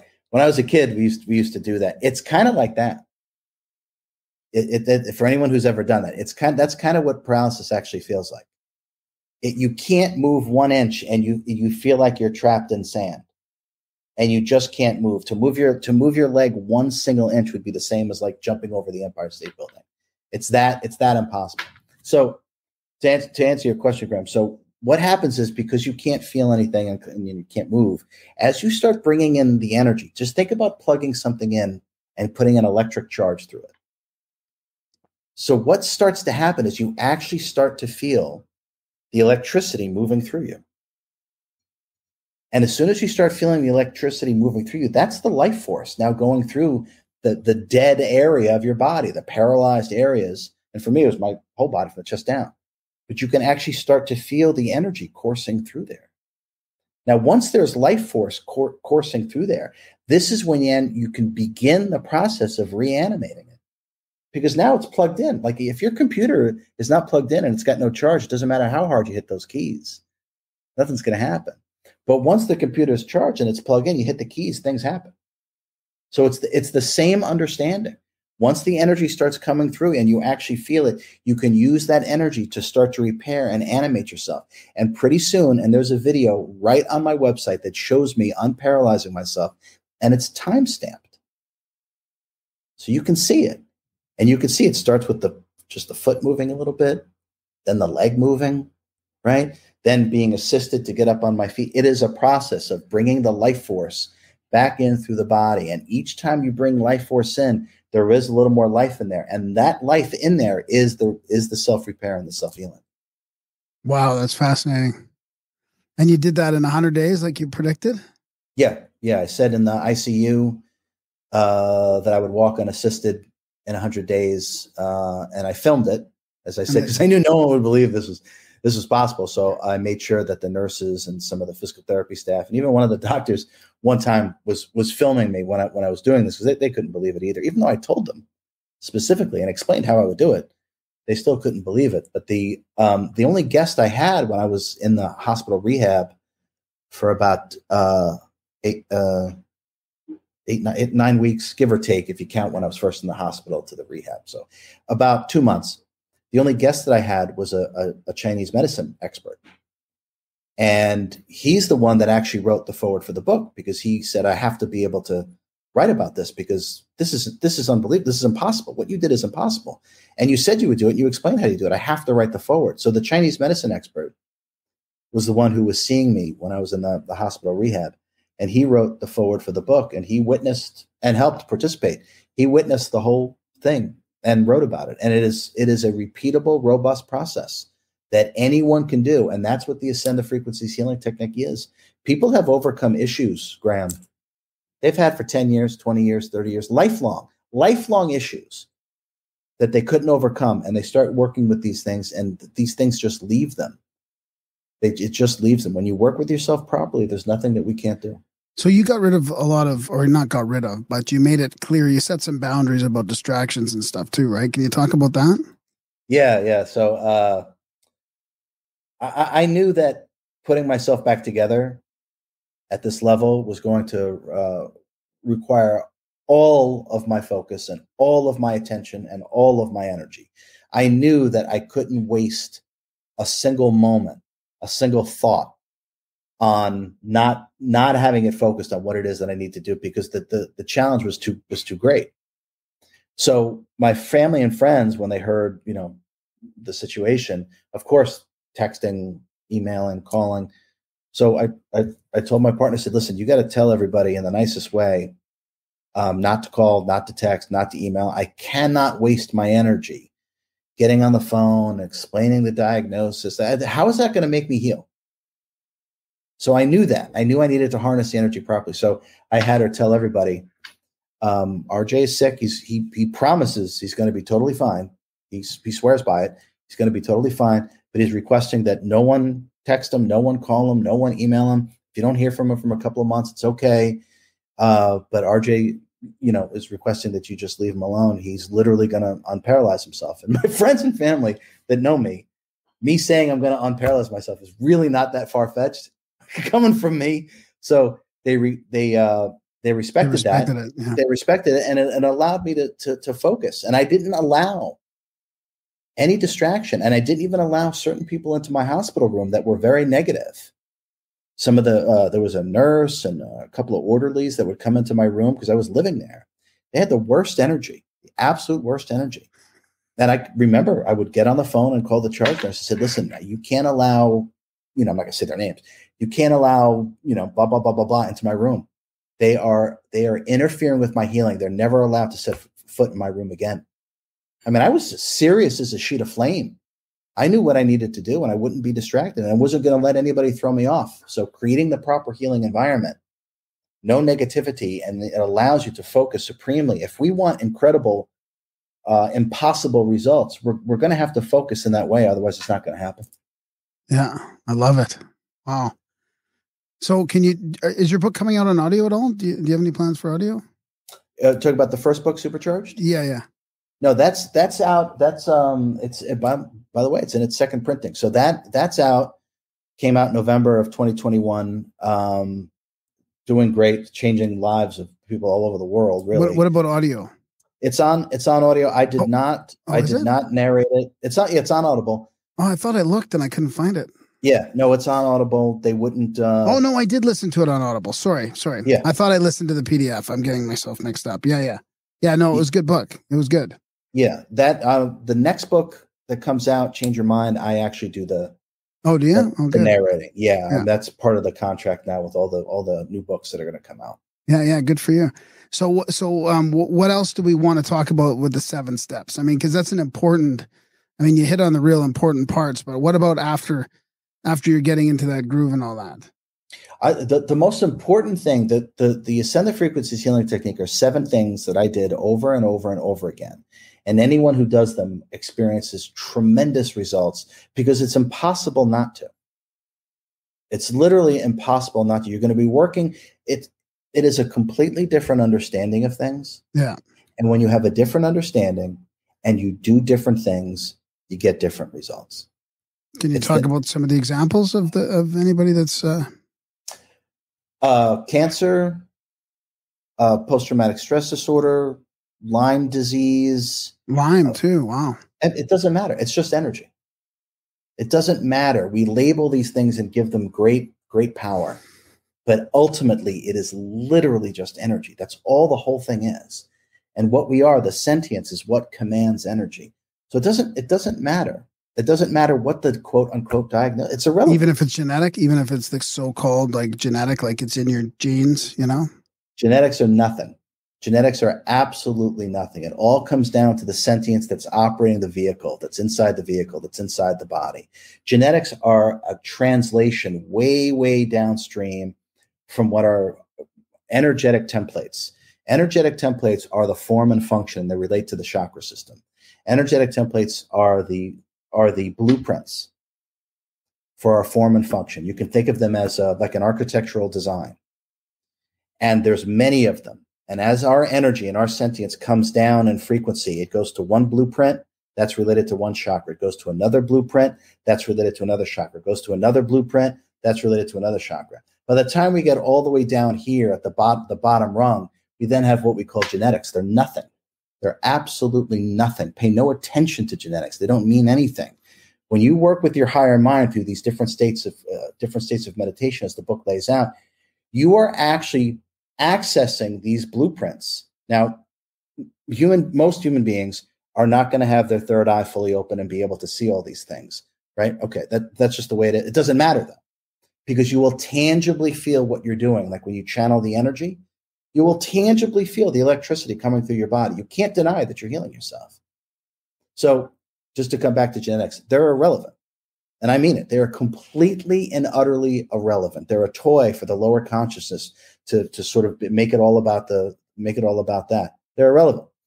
They're absolutely irrelevant. It all comes back to the energetic templates. And again, think of a blueprint like an architect. And as energy comes down, and I said it relates to each chakra. There's a blueprint, and then there's the next one down, and each one informs the other until you finally get to the lower frequencies, and then you have full form and function. But it all relates to that. And the higher mind can access those things. Whether you can see it or not, doesn't matter. I'm glad I can see it because then I can point it out and explain it.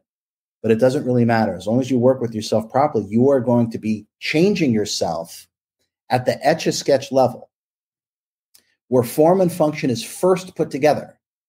And the key is to be able to go to that state, and your desire and intention rewires, reroutes, and recreates everything based upon what it is that you're trying to achieve. And that's really the only thing that matters.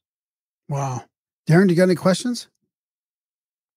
No, I think that was well said. I have a bunch of questions, but I think they're probably better saved for another show where we can maybe focus on the new book when the new book comes out, because they're all sort of more based on the manifestation side of things. I mean, I think that the two are probably pretty closely tied, but I don't want to take away from that on this one. If you have another book coming out later this year, and we can just talk about it then. Yeah, it sounds very Hillian, it's very, very along the lines of Napoleon Hill's thinking, from what I can tell so far. Yeah, the people that have learned how manifestation works are going to be operating in the same ballpark. For me, from a higher consciousness perspective, to be able to actually see these things, my whole goal was to develop a system that anyone can do. Exactly. Yeah. So for me, and Change Your Mind is literally the blueprint on how to deprogram your subconscious mind. And as we've talked about before, this is the uncharted territory. The subconscious mind, 95% of reality creation. There's no way. There's absolutely no way that we can create the life that we know that we're all truly capable of when 95% of it is coming from our subconscious mind that we don't even have access to. It's programmed with a bunch of garbage. All of it. All of it. The whole thing is brainwashing, trauma-based mind control. If anyone doesn't know that, they need to wake up. So everything that we are programmed into is about scarcity, lack, limitation, subject-object paradigm, disempowerment. That's the whole thing. That's the name of the game down here. That's why it's such a challenge to be here. That's the whole point. That's the whole point. But until we learn, and this is what the book is about, until we learn how to take what's buried back here and bring it into your conscious mind, you will only recycle your experiences. But once we bring the program into the conscious mind and you see it consciously, you can delete it. Because once you see it, you look at it and be like, I am never abiding by that again. Yeah. What a bunch of nonsense. Gone. Yeah. And so the book is the process to absolutely do that. Yeah. Right on. Do you think we covered everything? Yeah. Yeah. I mean, I enjoyed it. If there's anything that we didn't cover that you want to ask, or, as Darren said, maybe there's some of the stuff about the manifestation, the course itself starts June 11th. Yeah. Yeah. And I teach things, as you can imagine now, I teach things that no one else is teaching. And I mean that. I teach things no one else is teaching. What I understand about money manifestation specifically, what I understand about it is absolutely and utterly revolutionary. absolutely revolutionary. And it's a repeatable, robust process that anybody can do. And when people start doing it, they can't believe how simple it is. Yeah. They can't Where can believe it. people get the info on that? How long is it for?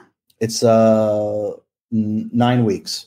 9 weeks, like an hour a week for 9 weeks, or something? Yeah, like that, or? hour and a half. Yeah, hour and a half. It'll be almost like this. Me rambling on and on about these things. Yeah. But it's filled with how to deprogram, but also it's filled with what to do. There's an actual process. It's not just about deleting the programs of lack, limitation, and scarcity. We absolutely do that because we have to do that. But then there's an actual, just like the Ascend the Frequencies healing technique, it's like, here's the 7 things you actually do these things. Yeah. So the money manifestation, it's an entire ebook. It's like 175 pages. So you actually do this, and then you do this, and then you do this. So it's a step-by-step process. Not only is it deprogramming, but it's actually what to do as well. I love it. Yeah, we'll put a link in the show notes to that, and let's have you back on when your next book comes out. I just flew by. I thought it was an amazing chat. I think it's super inspiring, and yeah, like you said, it's different from all the other healing stuff that we've looked at. It is. Yeah, it is. It's not the healing through belief, which is completely and utterly inaccurate. You don't heal through belief. It's a step in the right direction. It's not belief. It's knowingness, which sends a signal to self-repair and self-healing. It's knowingness, which is a very specific vibration and frequency. And that allows healing to take place. Beliefs have nothing to do with it. We use beliefs when we don't know. And beliefs, by definition, from a metaphysical perspective, if we could actually see these things, and quite frankly, I can actually see them. A belief is anything whose landing spot lies outside of the self. I believe in a heaven out there. There is nothing out there. Everything is within your consciousness. Yeah. So you don't heal through belief. You heal through knowingness. And it's a very, very specific state of being and state of consciousness. And the Ascend the Frequencies healing technique puts you in that exact frequency and vibration. And the body must respond, because whatever conceptualized reality we create for ourselves, the body must have the tangible experience of that. The body's designed to repair itself. This only puts it, increases it by an order of magnitude when you do the teachings in the book. Yeah. Awesome. Thanks. Yeah, this has been great, RJ. I look forward to chatting again, and I might check out that course. We'll see. Yeah, I hope to see you there. Thank you very much, guys. Something I have a ton of, but yeah, I can always squeeze some more out. Maybe I'll send Graham and he can report. I'll go. Do you want to mention your website and how they can find you just verbally before I put it in the show notes? Sure. The website is Ascend the Frequencies. It's right behind. Wait, if I go this way. There it is behind me. So it's ascendthefrequencies.com. The YouTube channel, there's got to be about 100 hours at this point, with all the interviews I've done and all the videos I've made, probably 100 hours of free material if people want to get more accustomed to these teachings and these understandings. The YouTube channel is just Ascend the Frequencies.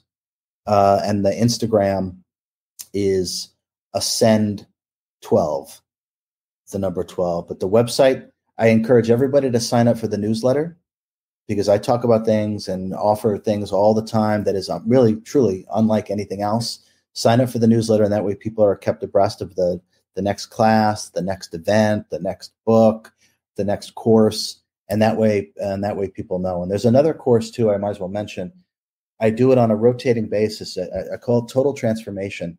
So I've worked with so many thousands of people over the last 7 years that I understand the main challenges that humanity faces in terms of what's universal, whether it's self-sabotage, trauma, self-doubt, things like this that every single person struggles with.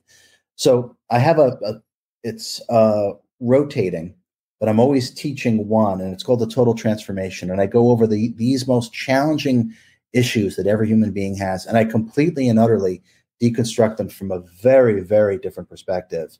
And then I'm able to give the tools to people where they're able to transcend these things, whether it's self-sabotage, self-doubt, and they're able to work with themselves in a way that they were never able to work with. And so that's something that I do. And there's another one that's starting. It's called Total Transformation. It's on the website. That one is starting. Boy, you would think I would know. I think it's coming up on the 18th, June 18th. We're kind of ending one now. It goes on for 7 weeks. We're wrapping one up, and then the very next week I do another one, and it's a different topic. There's 6 different topics. I teach one each week of the class, and this one coming up, how to overcome chronic illness, the true origin of secret societies. Ooh.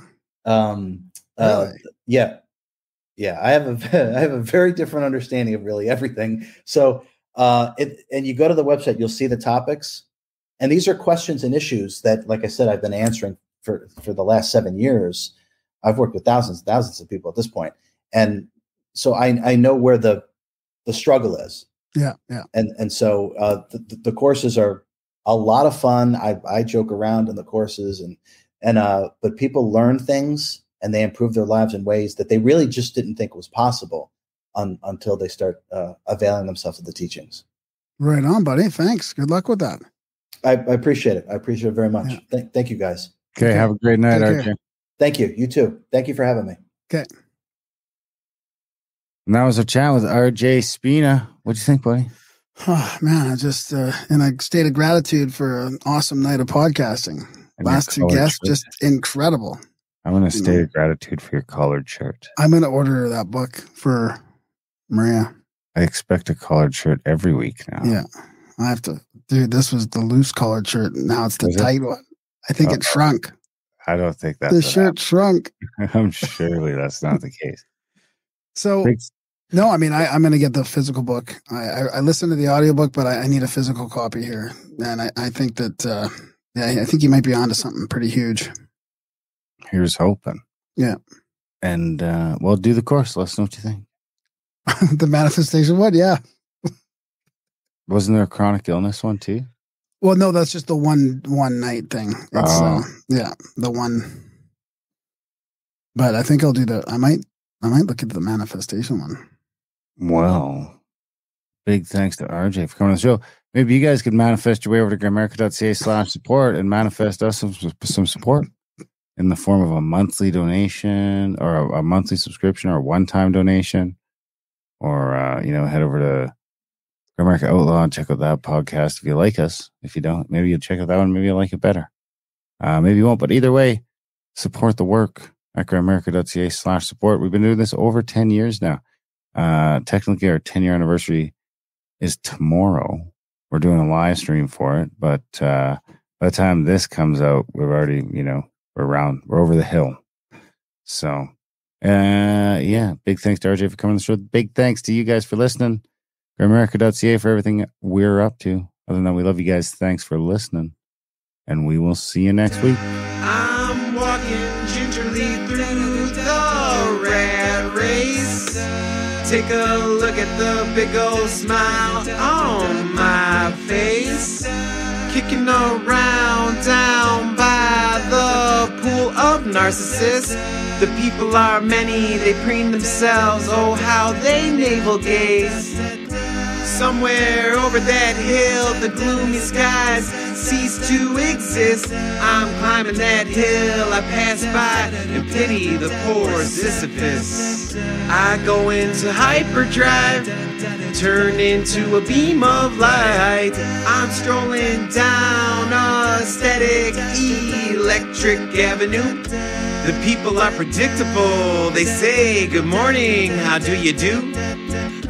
When out of nowhere, a randomly pure angel in the crosswalk bumps into me, and in doing so knocks all the evil and all the wind out of me. And it's black as tar, ugly as ever, and of no apology.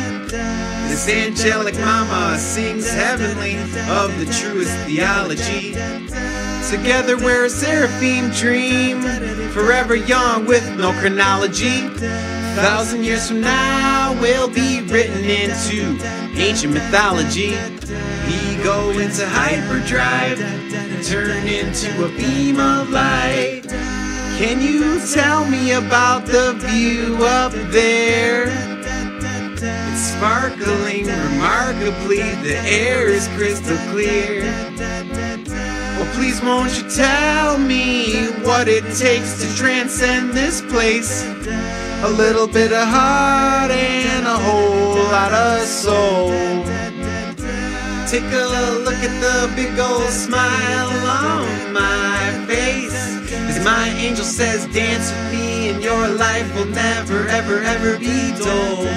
I go into hyperdrive, turn into a beam of light, turn into a beam of light, turn into a beam of light, turn into a beam of light, turn into a beam of light, turn into a beam of light, turn into a beam of light, turn into a beam of light.